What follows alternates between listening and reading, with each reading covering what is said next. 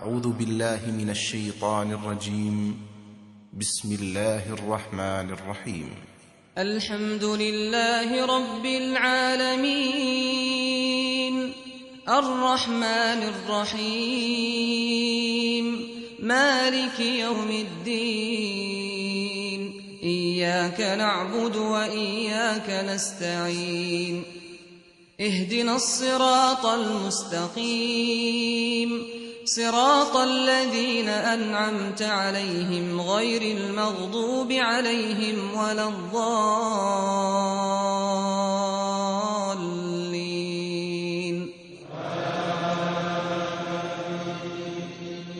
Bismillahirrahmanirrahim. Assalamualaikum warahmatullahi wabarakatuh.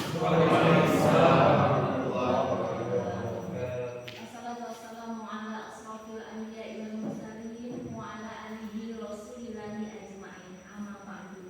Alhamdulillahirabbil alamin. Alhamdulillah kita masih diberi kesehatan jasmani maupun rohani untuk berkumpul di ruangan live fisika ini dengan acara Dimenasi Budaya. Yang terhormat Kepala Sekolah SMA M1 Rasulullah atau yang majeli, yang saya hormati Bapak Kehasiswaan Bapak Chester Mukon dan beserta Bapak Ibu guru yang hadir pada ruangan ini. Baiklah, tidak memperpanjang lebar ya, kita langsung saja untuk acara yang pertama, yaitu acara pembukaan sambutan oleh Bapak Chester Mukon, yaitu kepada Bapak dipersilakan. Bismillahirrahmanirrahim. Assalamualaikum warahmatullahi wabarakatuh. Alhamdulillah, wassalatu wassalamu ala asyrofil anbiya'i wal mursalin.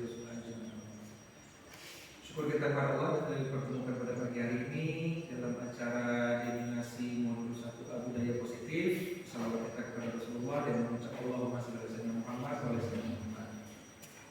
Bapak Ibu CGP yang kami hormati, Bapak Ibu majelis guru yang telah meluangkan waktu berkumpul pada pagi hari ini. Alhamdulillah kita pagi hari ini dipertemukan dalam acara. Semoga kegiatannya lancar sampai nanti di akhir kegiatan. Assalamualaikum warahmatullahi wabarakatuh. Baik, kita lanjut aja acara yang selanjutnya, yaitu pembukaan. Ya, kita berdoa yang akan disampaikan oleh Bapak Miftahul Arifin. Kepada Bapak dipersilakan. Ya, doa sendiri.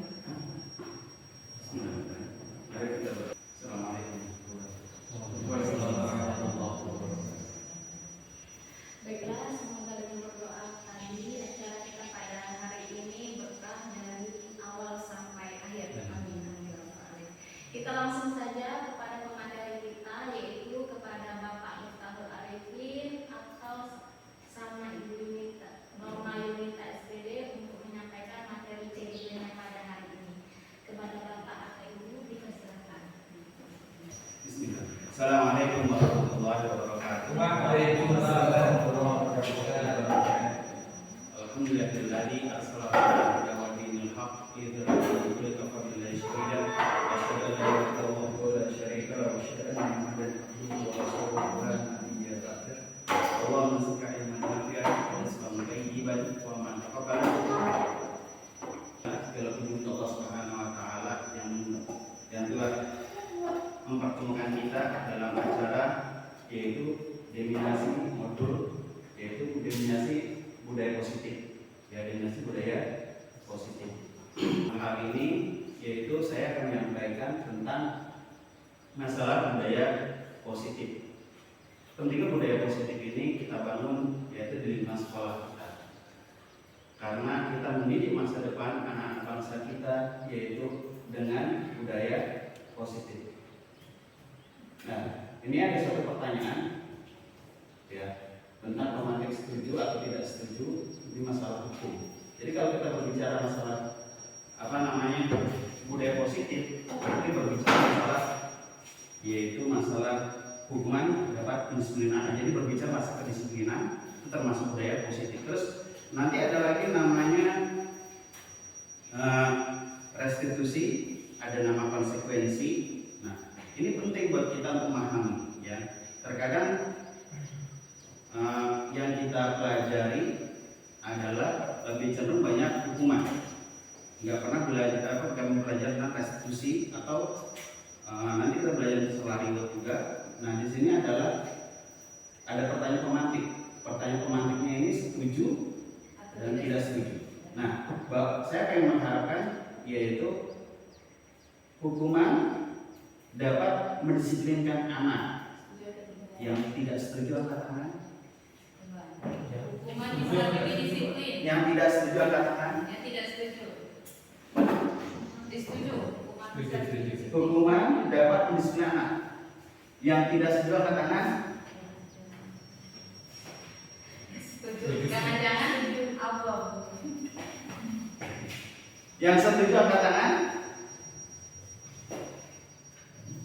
Nah, dari ini perhatikan hukuman dapat mendisiplinkan anak. Jadi kita tidak berdebat, tapi kita punya pendapat masing-masing. Pendapat masing-masing. Kita punya penilaian masing-masing, ya kan? Ya. Hukuman dapat mendisiplinkan anak, ya kan? Pak ini alasannya apa? Adik. Hukuman dapat mendisiplinkan anak. Ya, dengan memberikan suatu hukuman bisa membuat anak itu sadar apa kesalahannya dan kemudian hari akan diperbaiki dan tidak mengulangi lagi. Ini yang setuju. Tapi rata-rata setuju semua ya. Semua. Kemarin kami waktu elaborasi itu ada yang tidak setuju. Kenapa? Bahasa ini disiplin dapat mendisiplinkan anak. Mendisiplinkan. Sekarang ya tujuannya bagus. Yang kita bangun adalah untuk posisi anak ini adalah kalau bahasa restitusi adalah kesadaran. Kesadaran internal dari dalam anak yang kita bangunkan. Tapi bayangkan disiplin di sini hukuman dapat di sana. Kebanyakan yang kalau kita nilai mereka tidak pikir rasa curang. Ketika dihukum, hukum, pengalaman saya, pengalaman pribadi, kalau nama sendiri itu biasa aja itu. Ibarat udah kenal dosa, sudah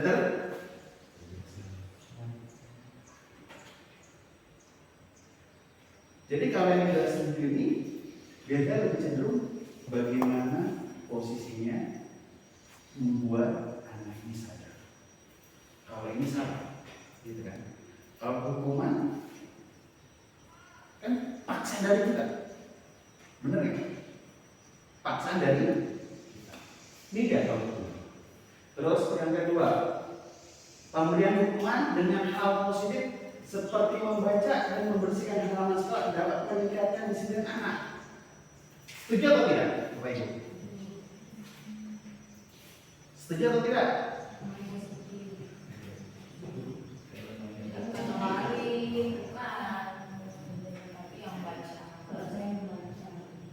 Setuju atau tidak?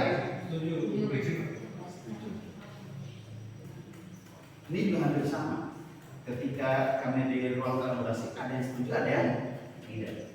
Dengan pola pikir yang kita bangun masing-masing, ya kan? Pada dasarnya memang meningkatkan disiplin anak, tapi ini bukan dari semua anak. Kita paksa untuk membaca, bukan dari kemana anak.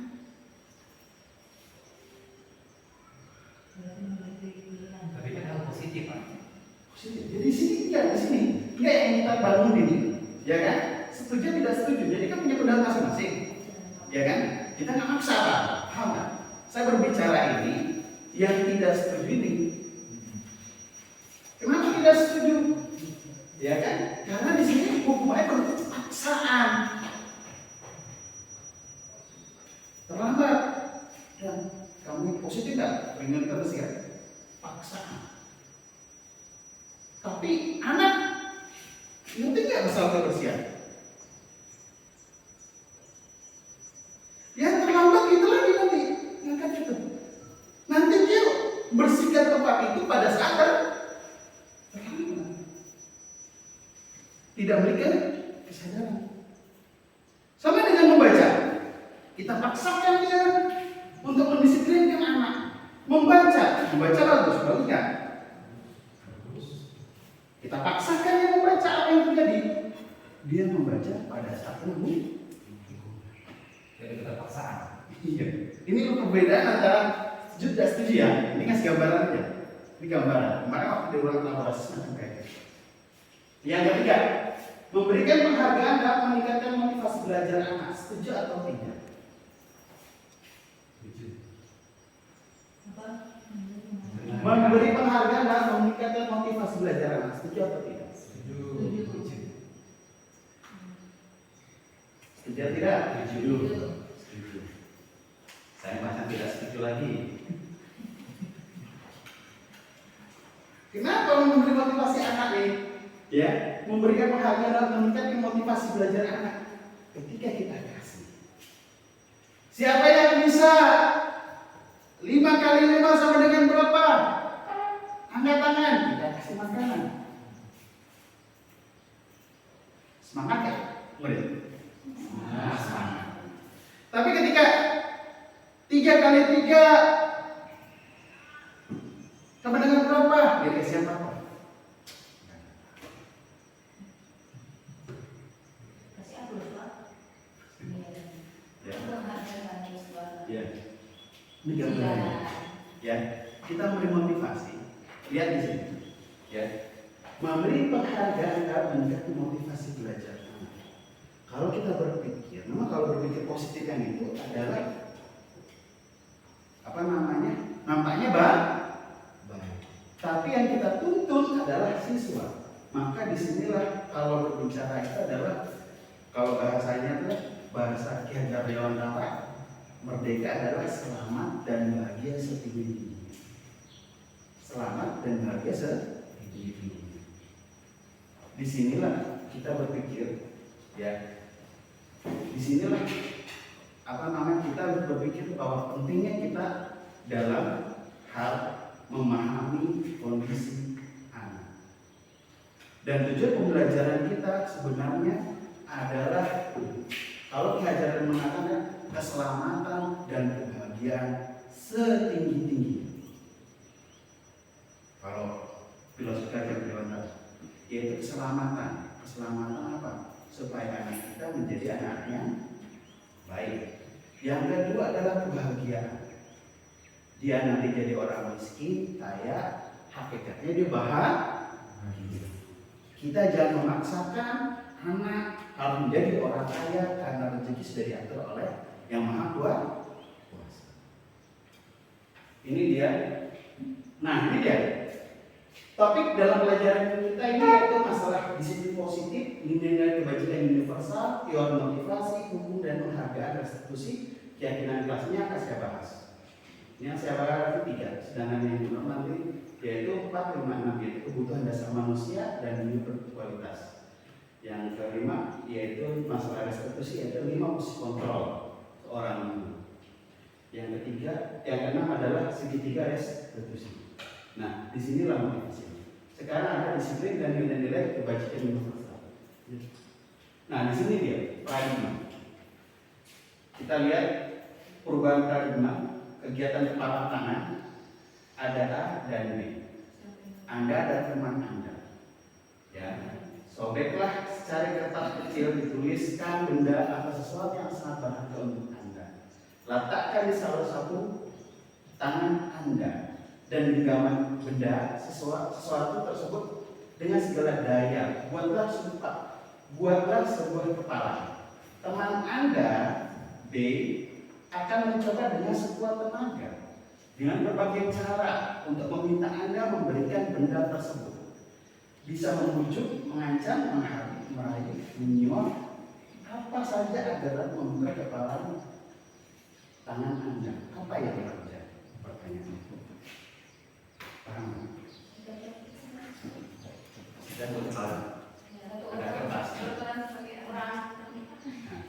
Itu tuliskan yang A. Apa yang terjadi? Gini, Anda begini, ini benda ini saya ketawa.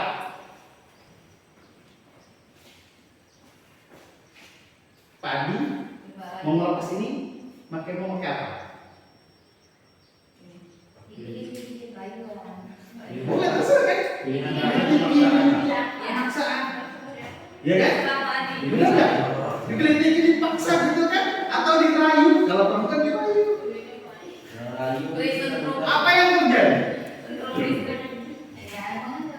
Ada yang mengendor, ada yang masih kuat. Kalau di timnas masih kuat, makin ini. Ini teori apa gitu ya? Ini ya. Pembuatan paradigma teori kontrol.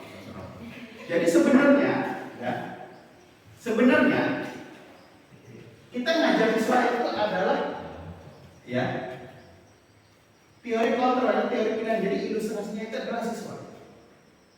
Siswa yang mengontrol. Jangan kita paksa. Kamu harus bisa. Kamu harus ini. Tapi kemampuan kayak gitu. Ya sudah, yang mengontrol siapa? Yang punya kemampuan. Ya sudah, kita ikhlas berdoa. Kalau anak emang nggak bisa itu, ya udah bagaimana lagi kan? Saya pernah jumpa siswa dulu ya, membaca itu nggak lancar. Ini pertama, ilustrasi guru mengontrol. Yang kedua, murid ilusi bahwa kritik dan membuat orang merasa bersalah dapat menggunakan karakter. Ilustri bahwa semua penguatan positif efektif bermanfaat. Ilusi bahwa orang dewasa memiliki hak untuk memaksa. Ini orang dewasa hak untuk memaksa. Kita punya hak untuk memaksa, ya kan? Memaksa. Ini. Terus, nah dia ada sisi positif teorinya. Jadi dia kontrolnya, ya. Anda tidak bisa mengontrol orang lain, hanya Anda yang bisa mengontrol diri Anda. Jadi posnya kita tidak bisa mengontrol orang, kita bisa mengontrol diri sendiri. Nah di sini dia makna disiplin, belajar kontrol diri dengan menggali potensi kita agar tercapai tujuan mulia, yaitu sesuatu menjadi seorang yang kita inginkan berdasarkan nilai-nilai yang kita hargai. Ini makna di sini. Di sini. Jadi untuk tentu semua perilaku memiliki tujuan. Ada teori motivasi, ya. Tujuan untuk memotivasi. Yang pertama untuk menghindari hukuman, yang kedua untuk mendapatkan imbalan, yang ketiga untuk menghargai diri sendiri dan menghargai diri dan nilai-nilai kebajikan ini.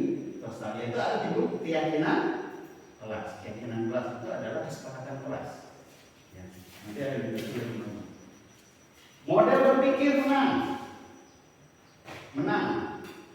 Model berpikir menang. Kolaborasi dan konsensus menciptakan pilihan-pilihan baru. Ya.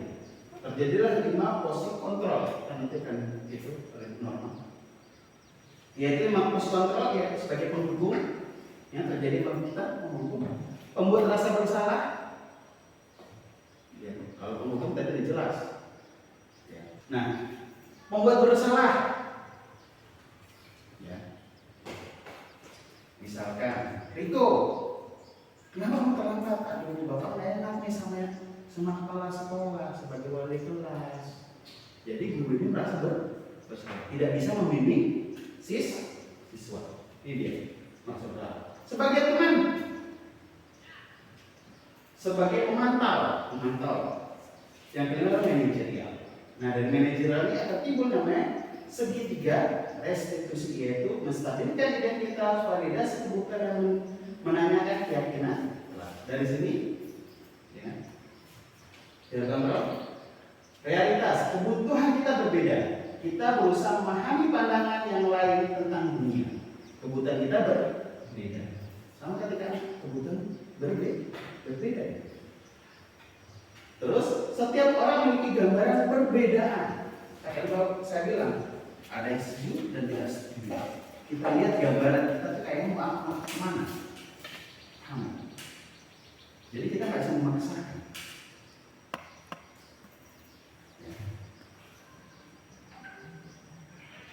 Nah ini 5 kebutuhan manusia. Yang pertama bertahan hidup, yaitu kekuasaan. Ya, penguasa, ya, kasih sayang dan rasa diterima, kesenangan dan kebebasan. Ini kebutuhan manusia. Mana disiplin? Yaitu dari secara berasal dari bahasa Latin itu disiplin yang artinya belajar. Mana asal dari kata ini berkonotasi dengan disiplin diri dari murid-murid Socrates dan Plato. Ini yang ketiga, disiplin diri membuat orang menggali potensinya menuju satu tujuan apa yang dihargai. Tujuan apa yang dihargai. Yang keempat, namun dalam budaya kita makna kata disiplin telah berubah menjadi sesuatu yang dilakukan seseorang pada orang lain untuk mendapatkan kepatuhan. Kepatuhan. Kecenderungan umum adalah menghubungkan kata disiplin dengan ketidaknyamanan, bukan dengan apa yang kita hargai atau pencapaian sesuatu tujuan kita. Kalau kita lebih cenderung itu kepatuhan, tujuan. Jadi setiap perilaku yang ada pada setiap kita adalah menjadi suatu tujuan. Ya. Dengan mengaitkan nilai-nilai kebajikan yang diyakini seorang, maka motivasi intrinsik akan terbangun sehingga menggerakkan motivasi dari dalam untuk dapat mencapai tujuan mulia yang diinginkan. Dari ini. Yang ketiga, nilai-nilai kebajikan yang ingin dicapai oleh setiap anak Indonesia kita kenal dengan profil pelajar Pancasila yang kita pelajari di PMN. Profil pelajar Pancasila, yaitu ada namanya itu beriman, bertakwa kepada Tuhan Yang Maha Esa dan berakhlak mulia. Yang kedua, mandiri, bernalar kritis. Yang keempat, berkebinekaan global, bergotong royong dan kreatif. Ini nilai-nilai profil pelajar Pancasila. Nah, sekarang ada teori motivasi, hukum, penghargaan dan tes. Teori motivasi. Teori motivasi perilaku manusia. Untuk menghindari ketidaknyamanan ada hukuman. Apa yang terjadi apabila saya tidak melakukannya? Motivasi eksternal, ya. Untuk mendapat imbalan dari orang lain, yaitu institusi. Apa yang akan saya dapatkan apabila saya melakukannya? Yang ketiga, untuk menghargai diri sendiri, saya akan menjadi orang yang seperti apa bila saya melakukannya. Ini teori motivasi perilaku manusia. Ada tiga. Ya. Yang pertama, hukuman, yaitu ketidaknyamanan. Yang kedua adalah imbalan dari orang lain. Yang ketiga kita menghargai diri sendiri. Ini dia, menurut Ki Hajar Dewantara, merdeka itu tidak hanya terlepas dari perintah, akan tetapi cukup cakap buat memerintah diri sendiri. Ini dia merdeka. Merdeka adalah berarti cakap itu membuat kita jadi mengontrol diri kita sendiri. Itu merdeka. Menurut Ki Hajar Dewantara. Dihukum oleh penghargaan.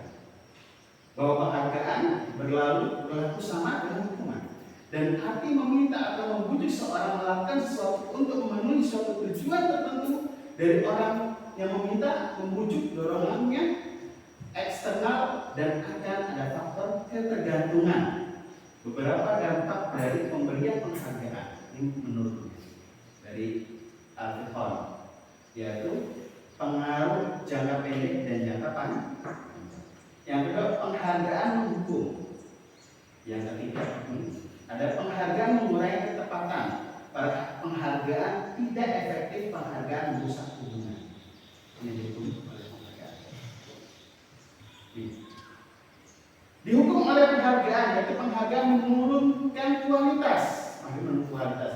Penghargaan mematikan kreativitas. Penghargaan mengurangi motivasi intrinsik. Bentuk program kebajikan, apresiasi. Dalam memberikan apresiasi pengakuan perlu diingat beberapa hal. Yang pertama, beri pengakuan secara khusus. Yang kedua, beri pengakuan secara pribadi. Yang ketiga, beri pengakuan kepada semua murid bergantian. Beri pengakuan secara konsisten. Fokus pada proses.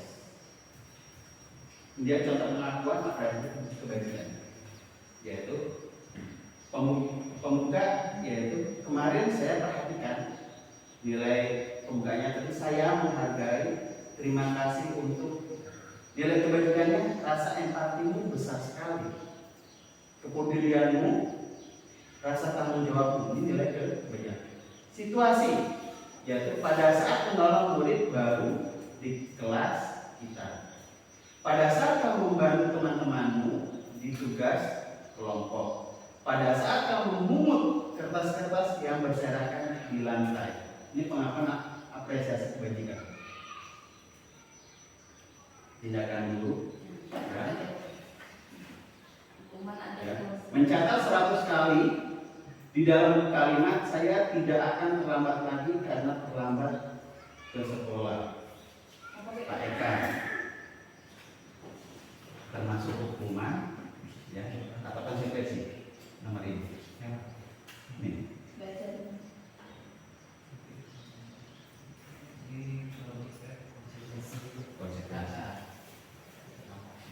Pak E, nih ada lari mengelilingi lapangan basket 2 kali karena terlambat hadir di sekolah, hukuman. Pak Edi, murid diminta untuk push up 15 kali karena tidak menggunakan masker ke sekolah, konsekuensi. Hukuman. Pak Adi mengganti kertas tugas teman yang telah dicoret-coret, konsekuensi. Pak itu Ustaz membersihkan tumpahan air di meja tulis karena tersenggol pada saat belajar, gimana konsekuensi? Konsekuensi. Bu Runi, murid disuruh untuk mengenakan sepatu seharian di sekolah karena tidak mengenakan sepatu hitam. Untuk mengenakan, murid disuruh untuk mengenakan sepatu hitam.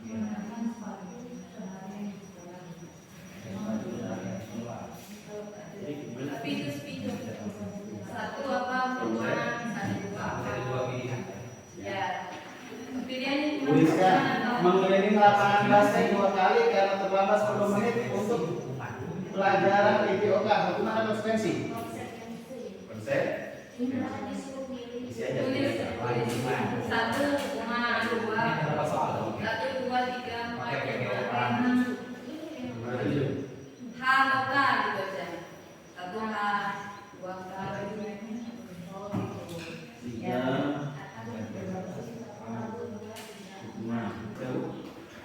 Jawabannya ini dia. Iya. Hukuman.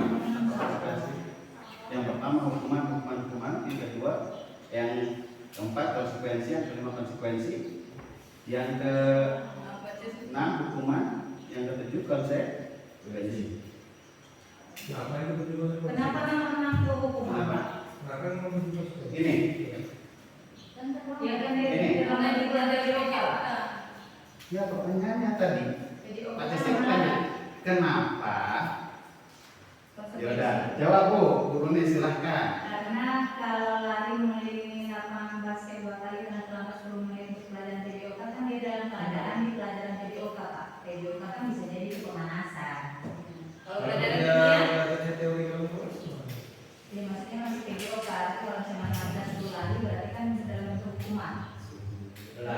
Nah, sekarang pertanyaannya. Yang nomor 6 Pak. Iya. Kenapa? Kenapa? boleh disuruh untuk Murid tidak mengenakan sepatu seharian di sekolah. Karena yaitu bikin malu jadi Tidak mengenakan. Ada yang salah. Salah, saya nggak dengar tidak. konsekuensi. Tadi saya jawab. Ini bagus terbaik.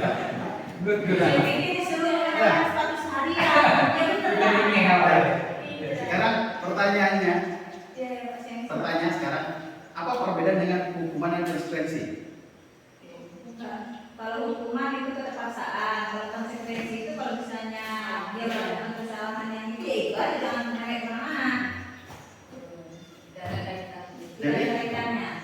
Hukuman ini tidak ada hubungannya dengan apa yang di. Kalau konsekuensi ada hubungan, ada korelasinya. Misalkan di sini kan, lari mengelilingi lapangan basket 2 kali karena terlambat 10 menit untuk pelajaran PJOK. Ini ada hubungannya. Kenapa? Karena di pelajaran PJOK. Tadi perlu dijelaskan. Kalau di pelajaran bahasa Indonesia berarti hukuman. Tapi karena ini pelajaran PJOK, kemungkinan kawan-kawan sudah pemanasan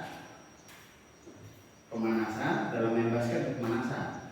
Kalau udah pemanasan, maka dia terlambat 10 menit. Resikonya supaya tidak cedera, maka orang tersebut dibuat pemanasan lari keliling lapangan, yaitu 2 kali. Kalau yang itu Pak, kenapa kok konsekuensi? Yang mana?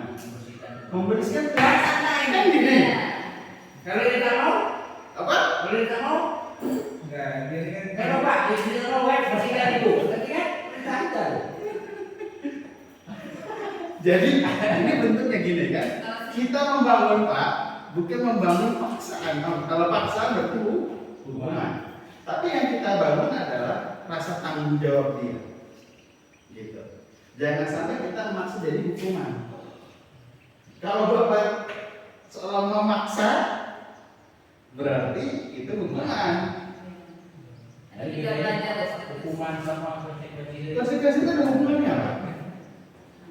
dia sudah naik, dia beres sekarang. tapi Ada hubungan sama Kesalahan dia. Coba oleh praktek enggak? Kesepakatan Gini ya, lari mengelilingi lapangan basket 2 kali karena selama 10 menit untuk pelajaran PJOK. Di sini gini, kalau di praktek kalau lagi teori berarti otomatis di situ ada rasa paksaan ya. Iya dong. Berarti secara teori apa? Oh, berarti kalau misalnya lagi praktek ya praktek lain. Karena kok ada korelasi, ada hubungannya. Kalau misalkan dia teori, ternyata ini lagi teori tapi dipaksa untuk keliling lapangan, otomatis ada korelasinya nggak? Nggak ada kan? Jadi kalau misalnya yang teori itu dia terlambat, apa hukumannya di pelajaran PJOK? Nyata, masuk. Misalkan, ya teorinya berarti dia ketinggalan pelajaran konsekuensinya. Gimana? Dia ada kesepakatan. Konsekuensinya apa? Ketinggalan pelajaran. Dia nggak misalkan sudah masuk teori dijelaskan. Tahu dia masuk Pak, Assalamualaikum. Tahu sudah laksanakan tugas. Berarti dia nggak dapat penjelasan kan? Konsekuensinya kan? Anak itu misalnya sudah latihan Pak, kuis lah misalnya. Satu soal kan ketinggalan nih. Iya. Terus dia mau supaya mencapai nilai dia sama kawan yang tadi dia terlambat tuh, mungkin karena kabarnya bocor atau entah apalah gangguannya. Nah, itu apa konsekuensi untuk anak itu? Ya nilainya kan tidak bisa jawab Bu. Jadi kita tidak ada memberikan Itu konsekuensi dia karena gini Bu. Saya pernah ngalamin dulu belajar matematika. Ini saya sendiri. Saya datang terlambat. Assalamualaikum. Sampai selesai hukuman tuh, saya masuk pada matematika. Langsung ngerjain tugas. Saya ngerjain tugas. Salah. Kenapa? Konsekuensinya saya nggak memahami, guru menerangkan. Tapi ketika kawan maju menjelaskan, kedua saya paham. Kenapa? Karena memahami soal yang dijelaskan kawan. berarti tidak ada hukuman tentang itu berarti. Ya ini bukan hukuman, konsekuensinya. Berarti hilang nilai dia. Apa? Iya, itu konsekuensi. Ya berarti remedi itu lah konsekuensi apanya. Iya, konsekuensinya itu yang terjadi. Berarti remedi berbeda Iya. untuk mengisi. Dan lanjut Bu. Jadi bedakan. Ini perbedaan hukuman dengan konsekuensi. Hukuman sesuatu yang menyakitkan harus terjadi. Yang konsekuensi sesuatu harus terjadi. Harus terjadi tadi. Ketika kita nilai rendah, itu harus terjadi. Kita nggak bisa nolak, karena orangnya paham. Itu yang saya rasakan. Ya. Tapi sesuatu yang harus terjadi. Memang kalau dihukum tuh gimana rasanya gitu kan? Kita semua pernah jadi pelajar, kita tahu. Membuat anak sakit fisik maupun hati untuk jangka waktu lama. upacara bendera terlambat. Saya dulu ingat, sampai sekarang masih ingat kalau itu.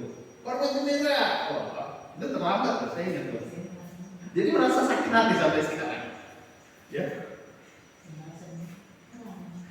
Nah, anak menghargai disiplin, konsekuensinya anak menghargai disiplin. Ini paksaan, hukuman paksaan. Konsekuensi stimulus tanggapan dari pribadi orang tersebut. Mendorong anak menyakiti diri sendiri. Mau nggak mau kalau udah hukuman otomatis dia menyakiti diri sendiri. Ya. Mendorong anak agar mudah menyesuaikan diri konsekuensi. Konsep diri yang buruk, konsep diri yang buruk kalau hukuman.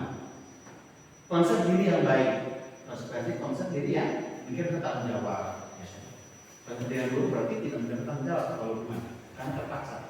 Anak belajar untuk menyembunyikan kesalahan, agar kalau dia punya salah dia sembunyikan. Makanya ada anak kalau mau merokok ketakut gitu kan? Kenapa? Berarti dia takut dihukum. Tapi kalau misalnya anak ketahuan merokok, konsekuensinya waktu. Bukan, konsekuensinya ketika dihukum dia terima. Dia menyadari bahwa salah. Nggak memiliki rasa itu, berarti dia salah. Maksudnya gimana cara mengumpulkan rasa dia merasa bersalah ketika dia merokok? Selama ini kan nggak pernah. Kalau dari yang tadi menurut kami kan berarti kan konsekuensi itu akibat dari tindakan dia. Dia merokok akibatnya waktu. Ya, konsekuensinya gini. Konsekuensinya yang bangun adalah diri sendiri. Jadi ketika dia melanggar peraturan sekolah, ketika dihukum, dia menyadari. Jadi dia terima, nggak memiliki rasa dendam. Gimana caranya? Kalau hukuman tadi kan meminimalisir penyakit. Selama ini kalau hukuman merokok itu pasti akan ada sakit secara fisik maupun perasaan. Iya. Ini tergantung dari diri masing-masing. Nah di sini lah bangun diri. Misalkan. Jadi ada restitusi. Jadi saya pernah anak itu, kalau yang saya lihat tuh ada anak yang kelas 12 itu. Ketika saya tanya, dia memiliki kesadaran. Konsekuensi berarti memiliki kesadaran. Kalau yang hukuman ini biasanya anak-anak yang tidak memiliki rasa kesadaran, Pak. Anak-anak tidak memiliki kesadaran. Pernah saya juga nampak anak. Saya tampar karena dia berbohong depan saya. Padahal merokok, nggak bilang merokok. Ya kan? Seolah-olah saya berdusta. Saya tampar. Memang hukuman. Tapi konsekuensinya anak kita akhirnya tidak masuk bu, memang sakit bu. Tapi konsekuensinya saya berharap bukan masalah rokok ini. Saya mau itu bukan masalah rokok. Hukuman merasa rasa bersalah, dipermalukan, merasa tidak dihargai. Konsekuensi kehilangan hak, dibuat tidak nyaman, biasanya untuk sementara. Terus apa itu restitusi? Restitusi adalah proses menciptakan kondisi bagi murid untuk memperbaiki kesalahan mereka sehingga mereka bisa kembali pada kelompok mereka dengan karakter yang lebih kuat. Restitusi juga merupakan proses kolaborasi yang mengajarkan murid untuk mencari solusi untuk masalah mereka dan membantu murid berpikir tentang orang seperti apa yang mereka ingin menjadi tujuan mulia dan bagaimana mereka memperlakukan orang lain. Ini teori dampak buat resesi. Ini membangun restitusi ini secara teori gampang. Tapi dalam prakteknya kita agak susah. Jujur aja kenapa? Ya kan? Ini gambarannya. Untuk membangun kesadaran ya sadar sebentar lagi kumat lagi sadar sebentar lagi Pak. Pak, boleh bertanya Pak? Iya. Ini kasus yang saya alami. Iya. Jadi anak ini kan kalau udah mulai ke ujian baru rajin nih. Jadi nilainya kosong semua. Seandainya tadi kan antara hukuman dan konsekuensi. Jadi anak ini kurang, nggak tiba nilai itu tak ada, sibuk mencari. Bu, nilai saya kurang berapa? Bu, nilai saya kurang berapa?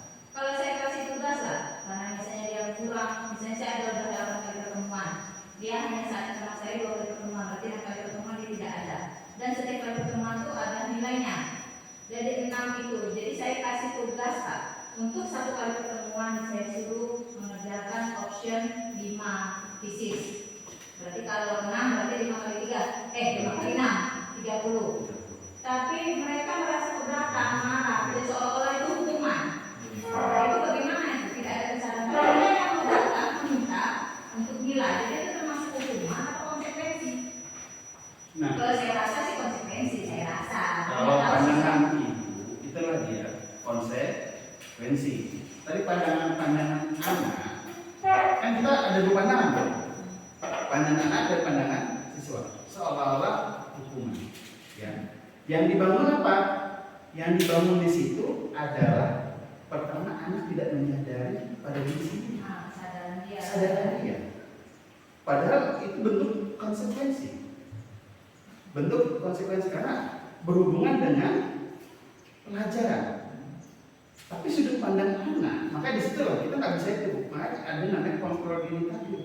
Maka di situ loh, di situ maka kita memahami antara hukuman sama konsekuensi, ya, sama restitusi. Kita membuat anak itu harus jadi restitusi.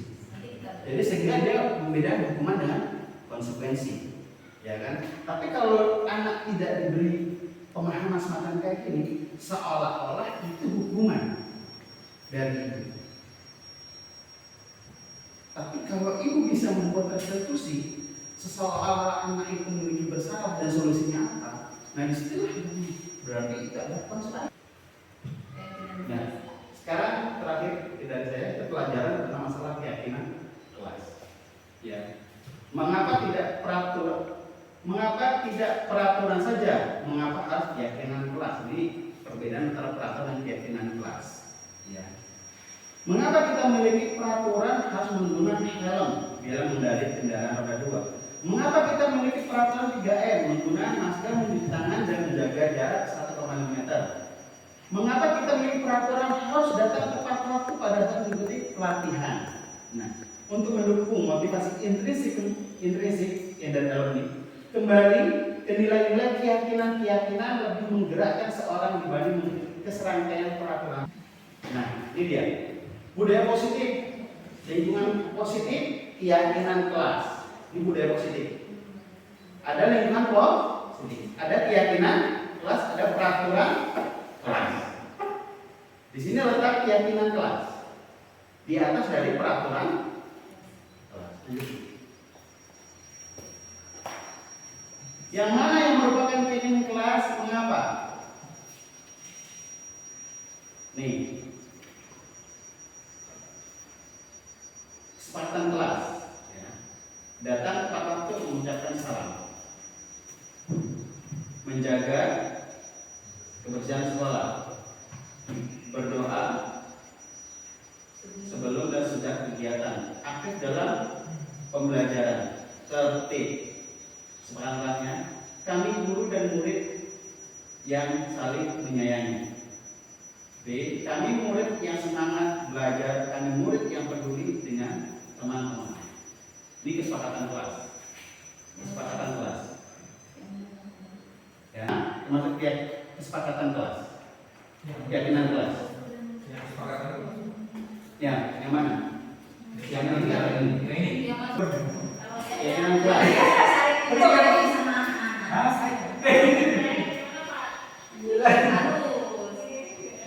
Ini perhatian. Kegiatan dalam keyakinan kelas ada tabel T dan Y. Ini tampak seperti datang tepat waktu, sering hadir terlambat, tidak tampak.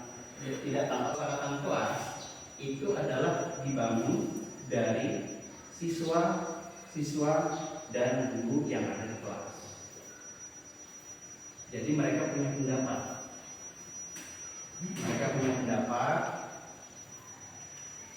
Masing-masing diutarakan terus disepakati. Maka di sini ada namanya hormat, ada yang bekerja. Kalau tekun bekerja dan menyimak guru, ya, tidak mendengarkan guru dan acuh tak acuh. menyerahkan tugas tepat waktu, tugas tidak diberikan. Di sinilah perbedaannya. Ada rasa hormat, ada gugur. Jadi keyakinan kelas itu dibangun dari siswa itu sendiri. Siswa itu akhirnya ketika terjadi kesepakatan maka timbullah keyakinan kelas. Lanjut. Ini peraturan keyakinan kelas. Selalu kembalikan buku ke tempatnya. Keyakinan kelas adalah tanggung jawab. Peraturan dilarang mengganggu orang lain, mengganggu orang. Nah, keyakinan kelas. Ya. Hadir di sekolah 15 menit sebelum pembelajaran dimulai. Keyakinannya menghormati orang lain dan berkomitmen. Dilarang melakukan kekerasan, keselamatan, menghormati orang. Dilarang menggunakan narkoba, yaitu keyakinan kelasnya adalah kesehatan. Bergantian atau menunggu giliran, menghormati orang lain, bersabar. Gunakan masker, kesehatan dan keselamatan. Jangan berlari di kelas atau koridor, yaitu keselamatan dan keamanan. Cukup sekian dari saya, akan dilanjutkan oleh Bu Norma. Akhir kalam. Assalamualaikum warahmatullahi wabarakatuh. Waalaikumsalam.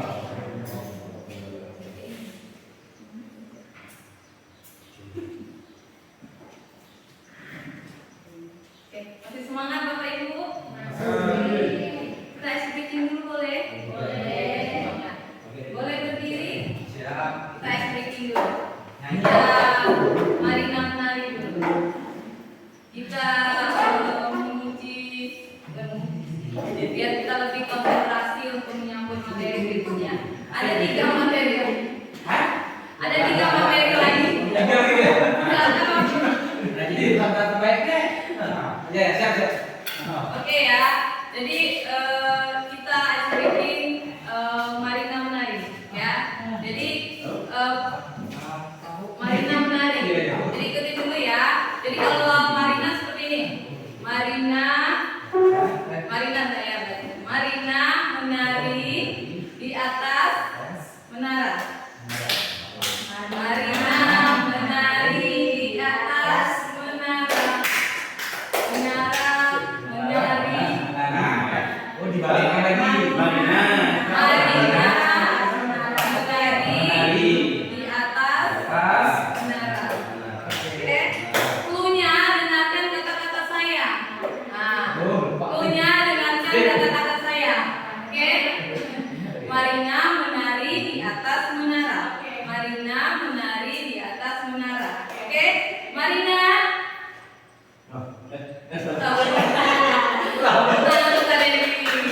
Lagi ya. Marina menari. Dengarkan kata-kata saya. Dengarkan kata-kata saya. Jangan terkecoh. Oke, kita ulangi. Oke, kita ulangi ya. Marina menari di atas. Oke. Mana yang ikut di atas menara juga, ya. Yang betul di atas yang mana? Oke, betul. Oke, tepuk tangan juga. Satu lagi, kita yang lain. Oke, sekarang lebih ke ini aja Pak, speakingnya tentang pemikiran atau konsentrasi ini ya. Nah sekarang ini saya kasih tahu ya, kalau saya sebut gini, cluenya dengarkan kata-kata saya, ya, cluenya dengarkan kata-kata saya. Ini 1, yang ini 2, dan yang ini 3. Ini 1, yang ini 2, dan yang ini 3. Oke, paham? Oke, yang ini berapa? 2. Oke, kita ulang ya. Ini 1, yang ini 2, dan yang ini 3. Oke, oke, dan yang ini berapa? 3. Pak Devi udah nyampe? Ini berapa? 1. Oke, tangan. Berarti sudah banyak yang konsentrasi. Silakan duduk Bapak Ibu. Sudah, Bu? Sudah.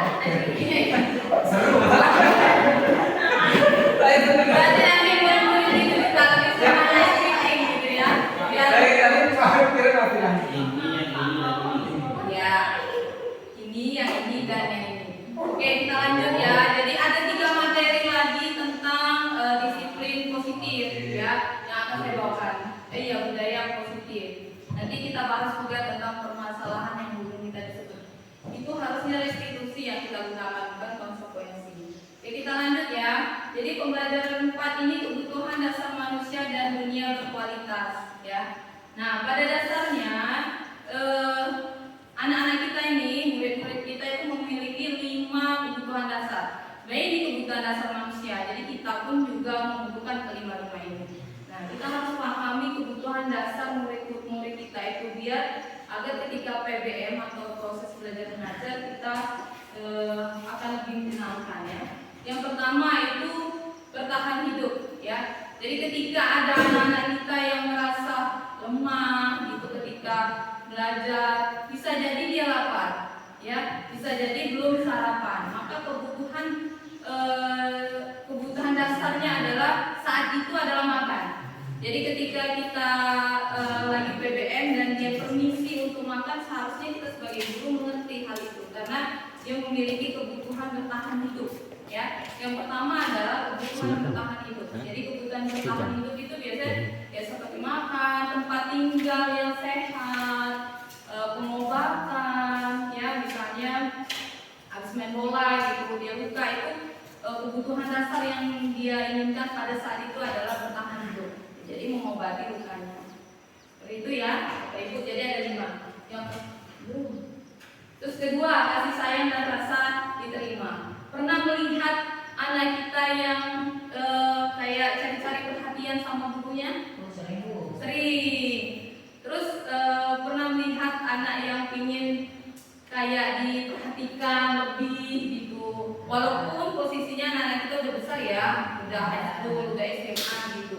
Nah, berarti dia membutuhkan tadi kebutuhan dasar manusianya itu ada dia ingin disayang, ingin diperhatiin, ingin merasa dia diterima gitu, tidak mau dicuekin. Terkadang kita guru ada yang udah malas ya, udah malas melihat anak itu lagi yang berulah gitu. Nah, kita nggak perhatiin, maka kita cuek. Mungkin bisa jadi di rumah dia kurang perhatian, bisa jadi juga di rumah orang tuanya sibuk, jadi dia kayak cari perhatian sama gurunya. Nah, itu kita harus mengerti karena kebutuhan dasar dia yang kedua yaitu kasih sayang dan rasa diterima. Jadi dia ingin diterima di kelas itu, jangan dicuekin ya. Makin dicuekin makin jadi nanti kelakuannya ya.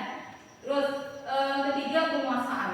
Jadi ketika dia penguasaan ini seperti kerja kelompok gitu ya, Bapak Ibu, seperti kerja kelompok. Ketika saya sebagai guru meminta dia menjadi tutor sebaya, mengajarkan teman-temannya yang satu kelompok yang mungkin belum mengerti, dan ketika temannya itu mengerti apa yang dia jelaskan, nah itu dia merasa penguasa. Nah, sekarang kita belajar 5 posisi kontrol. Kita dulu ini Bapak Ibu ternyata ada 5 kategori kontrol diri kita terhadap musuh. Nah, sekarang kita lihat kita masuk yang kategori yang mana ya. Yang pertama ini ada namanya guru itu penghukum. Kerjanya mau itu gurunya berarti posisi dia lagi menghukum ya. Tapi terkadang kita fleksibel juga ya Bapak Ibu kan posisi ini. Tetapi ini adalah identitas gagal ya Bapak Ibu. Mudah-mudahan setelah ini kita pahami bahwa ini kurang baik kita terapkan di sekolah kita karena tadi yang dijelaskan Pak Mifti akan menyakiti, merasa tersakiti kalau kita memberikan hukuman seperti itu. Nah, ini ada contoh ya Bapak Ibu, menghargai, menunjuk-nunjuk, menyakiti, menyindir. Kamu tuh ya terlambat terus ya. Nah, itu berarti guru itu dari posisinya waktu itu adalah menghukum, ya. Terus guru berkata kalau kamu tidak melakukannya awas ya. Nah, jadi ada ancaman seperti itu. Terus hasilnya apa? Anak memberontak. Nah, ini sering ya posisi kontrol yang menjadi teman ini. Kita guru menjadi kayak teman bagi dia, teman curhat lah. Terkadang kita ada di posisi itu ya. Pak Devi pernah posisi menjadi teman? Pernah lah ya. Atau hanya memantau aja. Misalnya ya, ini guru membuat alasan-alasan untuk muridnya. Ayolah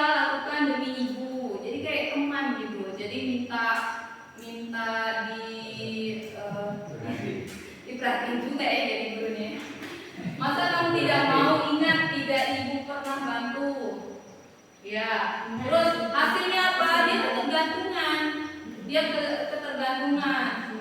ketergantungan sama guru karena harus ada guru terus.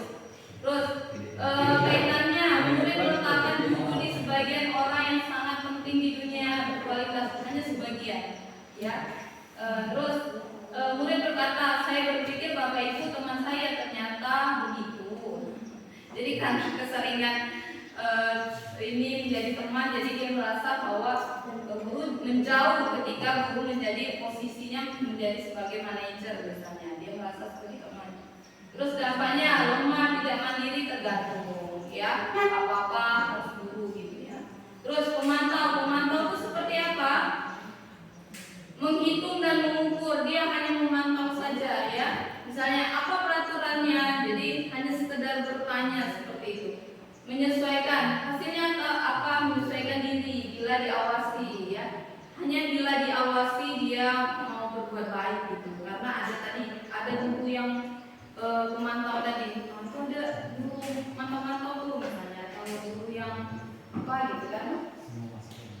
Kita kan sering dicap ya sama anak-anak, ada simbol-simbolnya gitu kan. Nah, seperti itu. Mungkin yang memantau ini seperti itu. Jadi dia berbuat baik ketika diawasi. Takut dengan guru pemantau tadi. Karena posisi guru ketika itu adalah posisi pemantau ya. Terus kaitan dengan berkualitas, murid meletakkan dulu peraturan dan hukum di dunia berkualitas ya.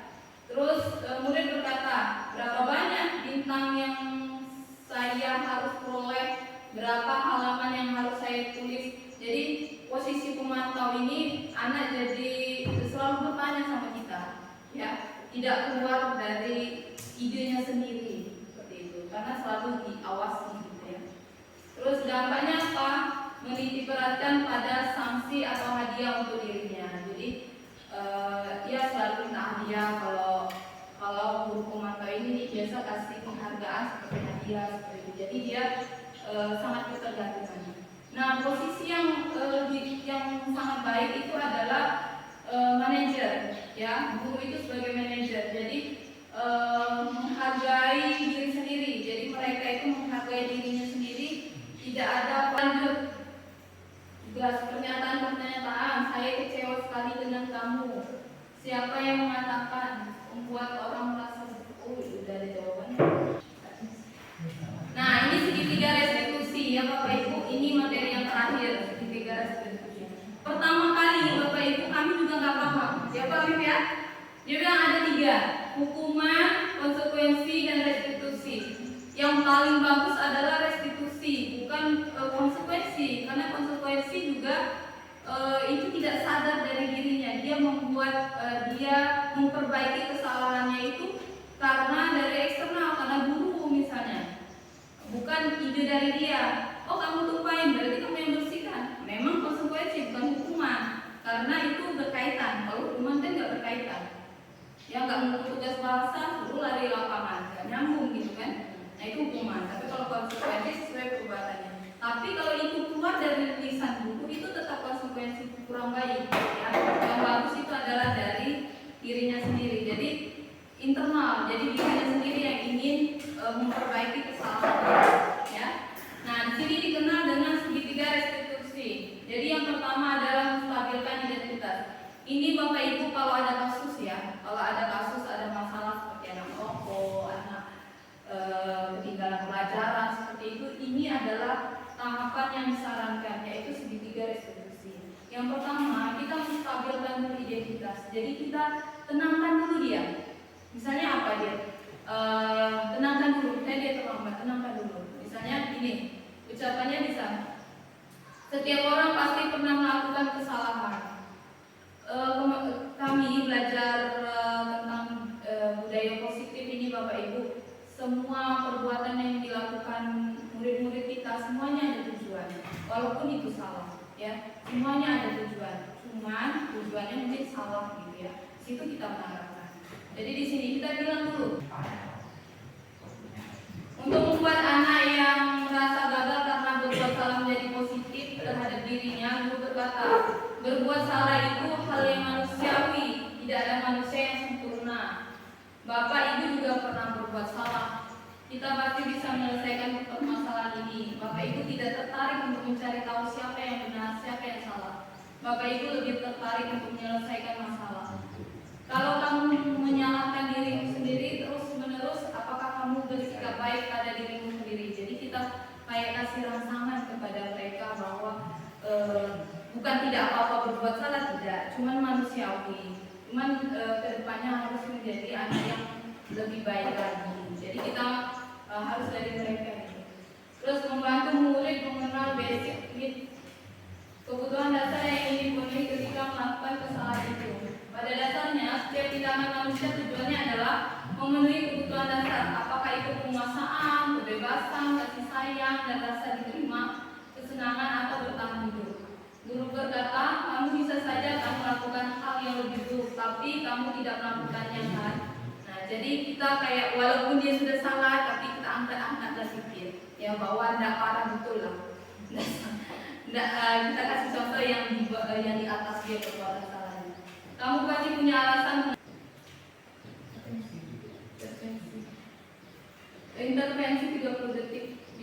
Intervensi ini bisa membantu murid kembali ke tujuan semula dengan cukup singkat dan dengan cara konfrontatif. Pertanyaan-pertanyaan yang diajukan biasanya dikemukakan oleh seorang pemantau atau manajer. Ya, pertanyaan seperti ini yang sebaiknya ya. Apakah kamu ingin berbuat lebih baik? Jadi kita pancing ya. Assalamualaikum warahmatullahi wabarakatuh.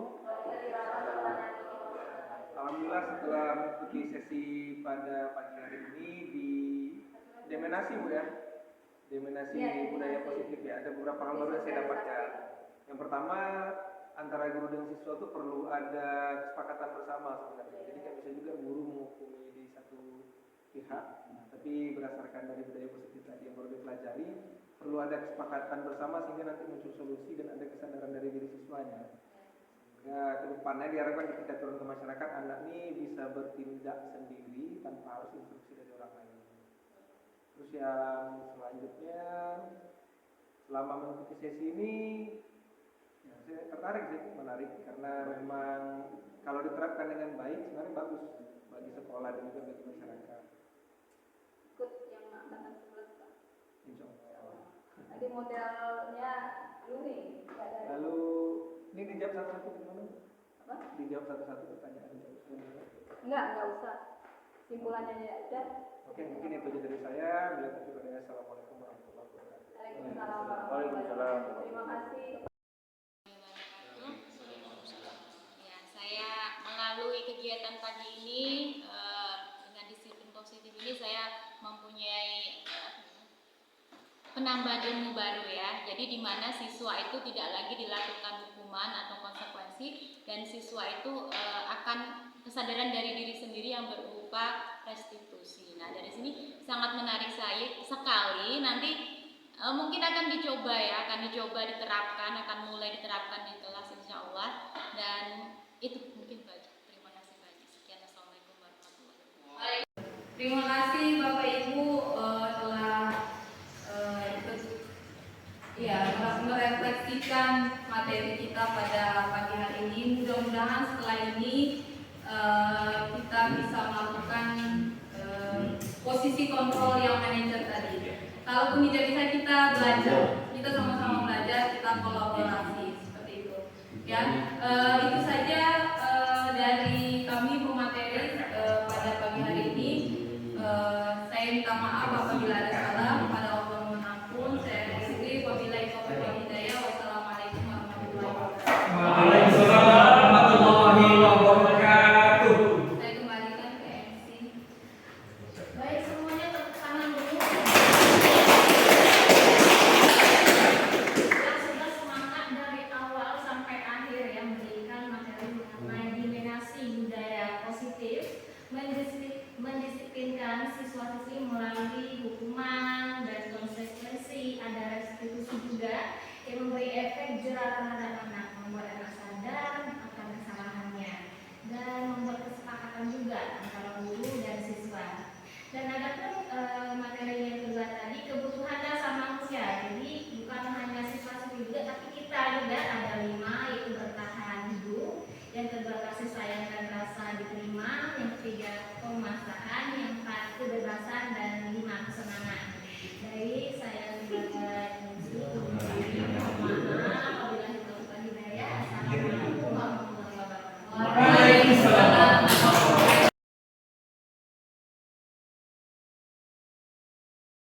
Assalamualaikum warahmatullahi wabarakatuh. Waalaikumsalam warahmatullahi wabarakatuh. Selamat pagi, salam sejahtera untuk kita semua. Pada kesempatan pagi hari ini, Bapak ingin mengajak kalian membuat keyakinan kelas. Ya, keyakinan kelas. Apa itu keyakinan kelas? Dan apa perbedaan dengan peraturan kelas? Ada yang tahu?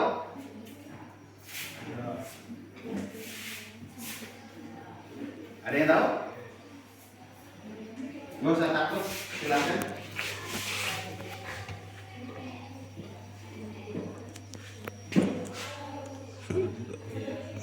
Apa itu peraturan kelas? Peraturan yang dibuat oleh guru, Pak. Peraturan yang telah ditetapkan dari kelas atau kalau keyakinan kelas apa? Kesepakatan bersama kelas. Kesepakatan kelas. Untuk membuat keyakinan kelas, maka Bapak menginginkan ungkapan hati kalian tentang kelas yang diinginkan. Bisa? Bisa. Bapak bagi kertas ini, nanti kalian tulis, kalian tempel. Satu aja, satu. Bisa banyak.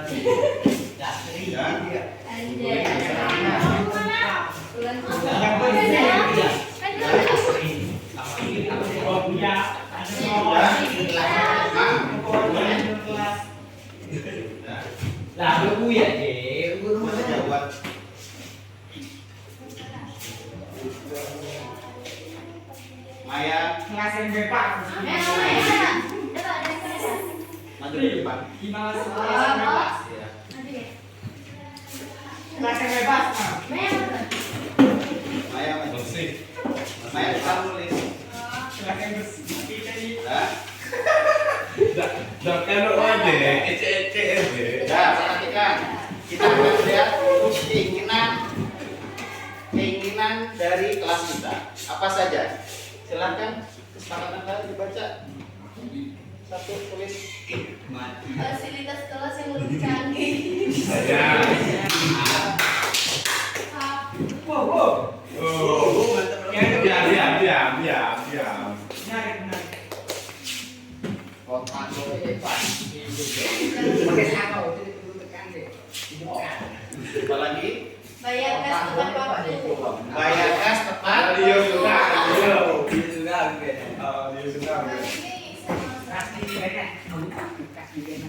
Kasih band. Melaksanakan piket sesuai jadwal. Melaksanakan piket sesuai jadwal.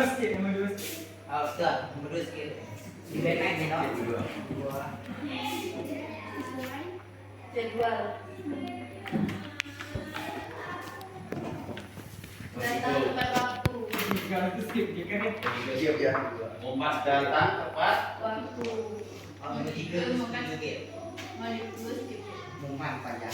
Jangan terlambat. Jangan terlambat.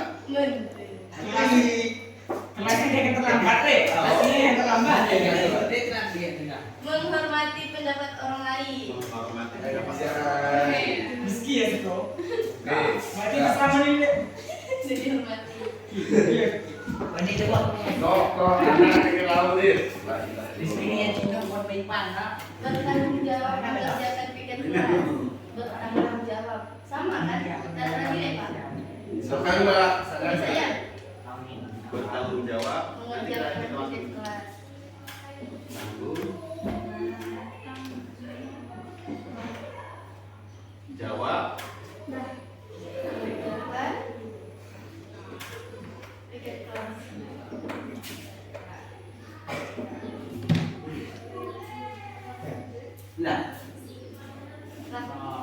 Saling menghargai Inilah dan contohnya, Pak. rasisme. Saling menghargai dan anti rasisme. Nah, Dan anti rasisme. tahu. Jangan dia yang rasis.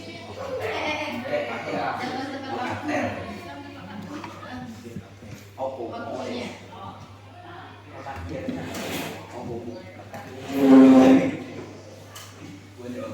Kelas yang asri.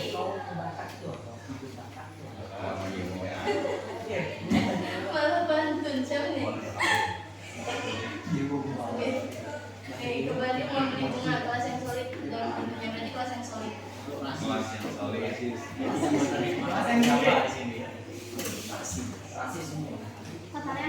Fasilitas kelas yang lengkap. Fasilitas kelas yang lebih lengkap. Dan datanya cantik.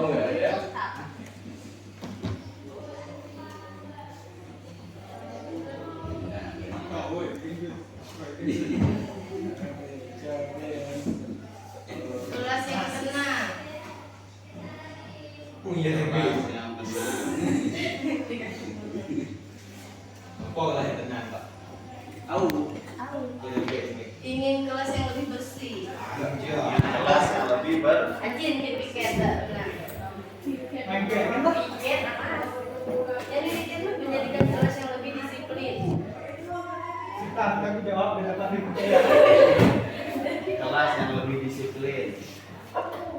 Kelas yang lebih disiplin. Ini piket banyak. Udah? Yang banyak Ya. Sini. Jadi perhatian. Ini adalah nilai kesepakatan kelas. Nah, ini nilai kesepakatan kelas. Kita buat keyakinan kelas yang dari sini. Pertama fasilitas kelas yang canggih. Kalau yang bagus bahasanya yang enak apa? Apa, Pak? Yang Fasilitas kelas yang lebih AC dari satu sama ini sama ini sama ini jadi satu. Misalnya kelas yang asli juga sama. Jadi yaitu satu keyakinan kelasnya kelas yang asri, aman, nggak usah banyak-banyak, cukup. Jadikan satu kelas yang asri, aman, tenang,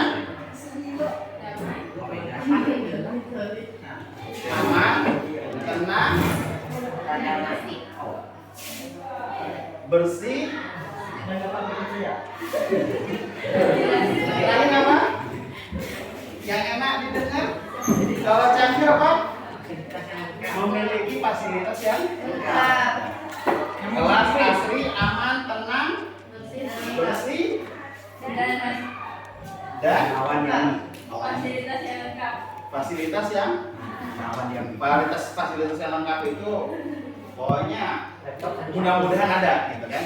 Ya, pokoknya semampu kelas kita. Ya kan? Ya, pokoknya semampu kelas kita. Dan kipas angin ada di situ kan. Nah, ini dia keyakinan kelasnya. Yang kedua, banyak kas tepat waktu. Enaknya kayak apa kalau bayar kas?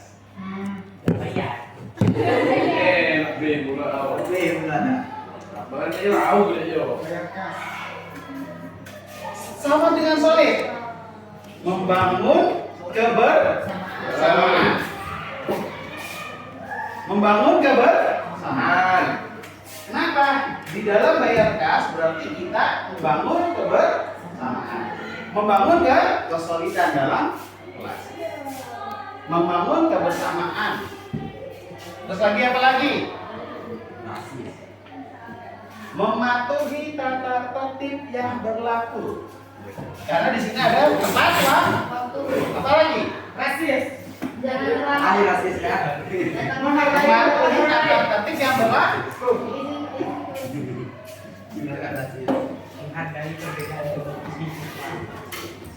Yang keempat, saling menghargai. Ya kan? Saling menghargai dan ya, bisa menghargai saling menghargai dan memiliki rasa tanggung jawab. Ya, saling menghargai dan memiliki rasa tanggung jawab. Jujur nak penting.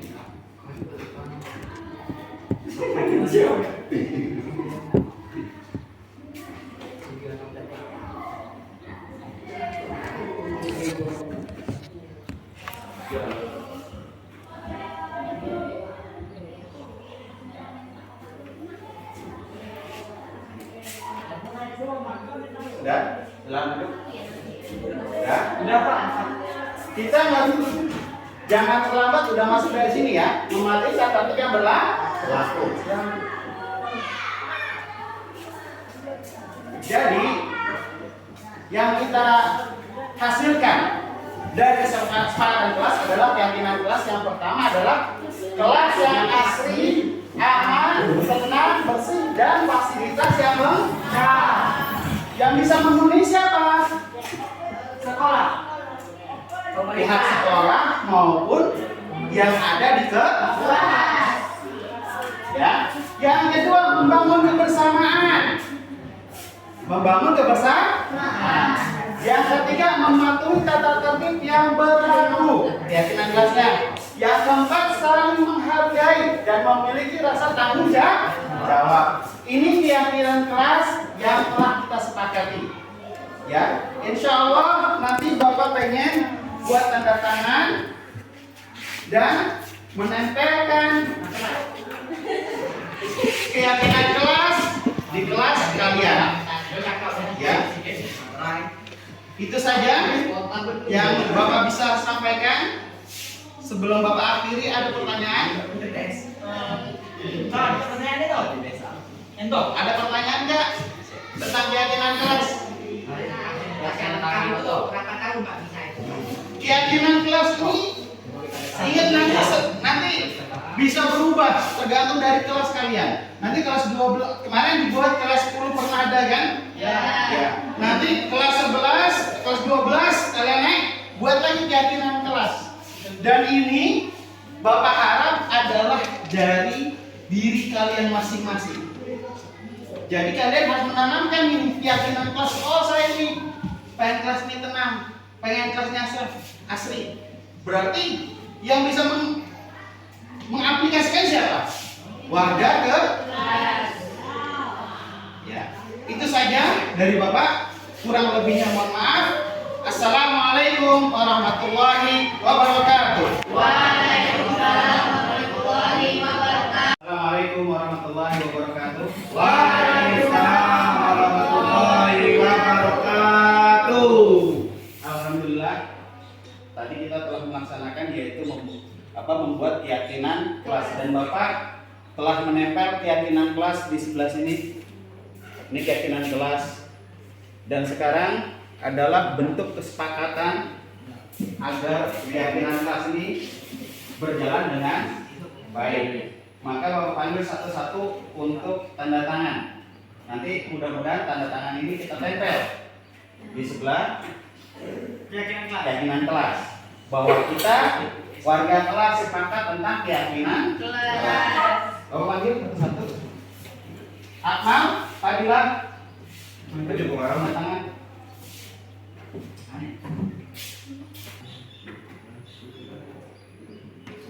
Andri Gunawan,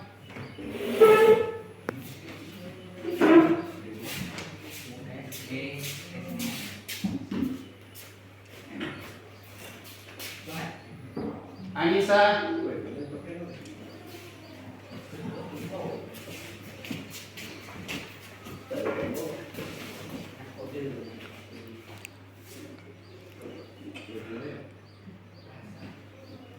Angel,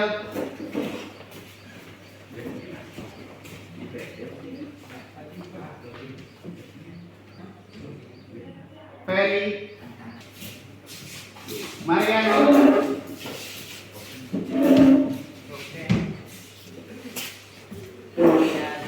Nurmaya,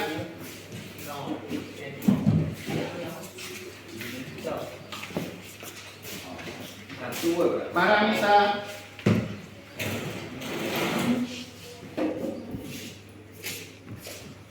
Wahyu Hidayah.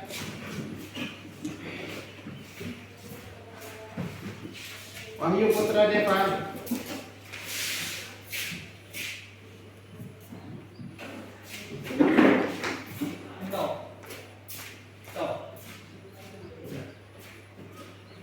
Yanto.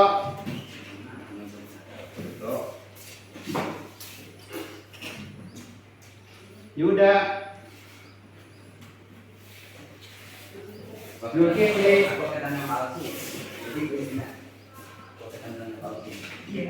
Zulkifli.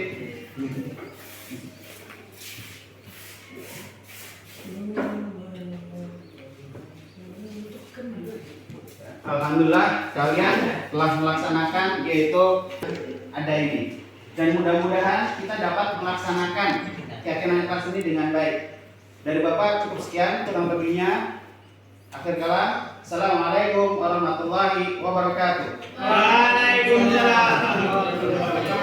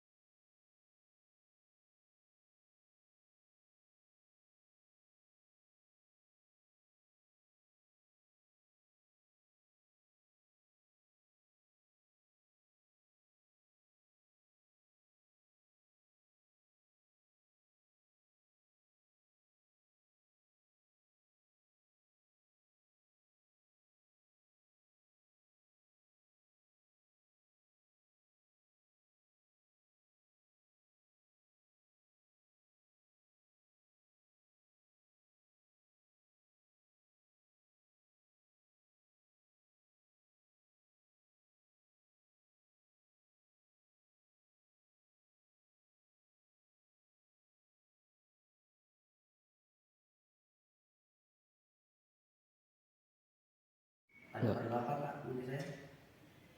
Enggak, Bapak ngeliatin kamu ini posisinya nih, alhamdulillah ya. Bapak lihat dari daftar hadir, terus tugas, semuanya bagus semua kamu nih. Semuanya bagus, tapi ada satu yang kurang. Kamu tahu nggak kekurangan kamu apa? Kurang saya. Padahal saya rajin Pak. Rajin ke sekolah, mengerjakan PR, terus nggak pernah telat, nggak pernah bolos. Terus salah saya apa? Kamu nggak tahu kekurangan kamu? Nggak tahu. Benar, kamu nggak tahu. Nggak tahu. Coba bercermin, biar tahu kekurangan kamu apa. Ada kekurangan? Mana saya ganteng Pak? Kamu ganteng, tapi kurang ganteng. Coba angkat topi kamu.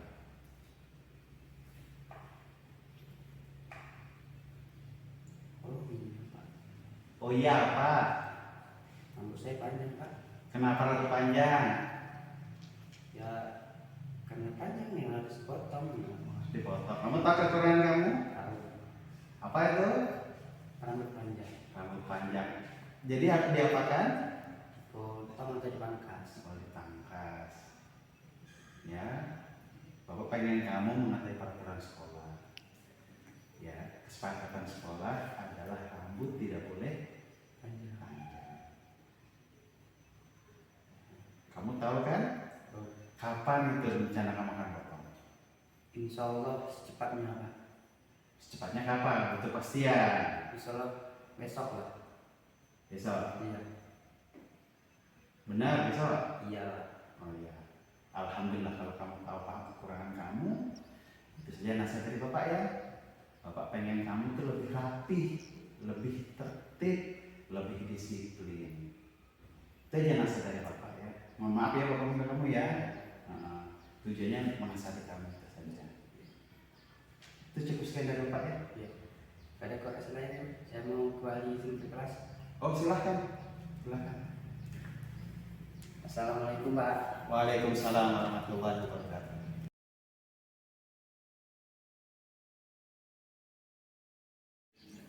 Assalamualaikum warahmatullahi wabarakatuh. Saya perkenalkan, nama saya Dani Firmansyah dari kelas 10A dari sekolah SMAN 1 Bunguran Selatan. Saya telah berdiskusi dengan Pak Miftahul Arifin tentang kesalahan saya. Saya menyadari kesalahan saya memiliki rambut yang sangat panjang karena melanggar peraturan sekolah. Saya berjanji akan memotong rambut saya dengan standar peraturan sekolah. Sekian, terima kasih.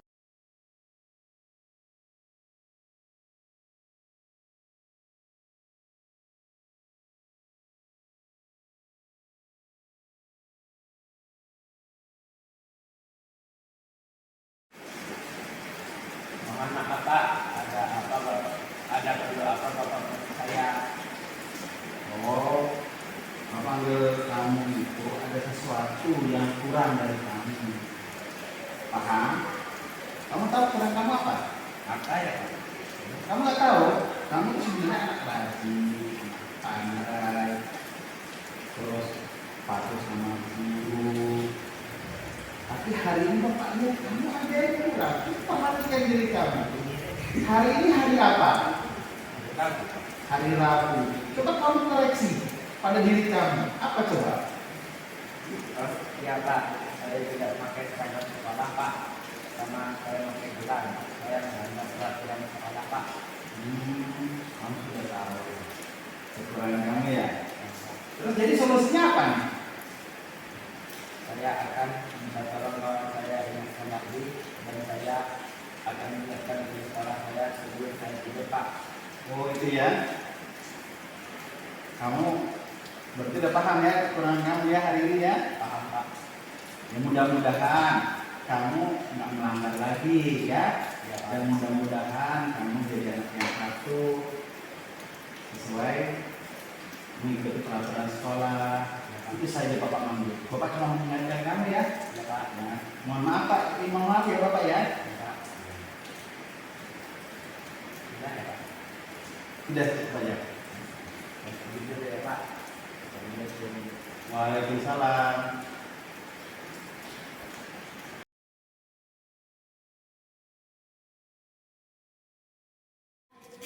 Assalamualaikum warahmatullahi wabarakatuh. Perkenalkan, nama saya Ahmad Riko dari kelas 10A.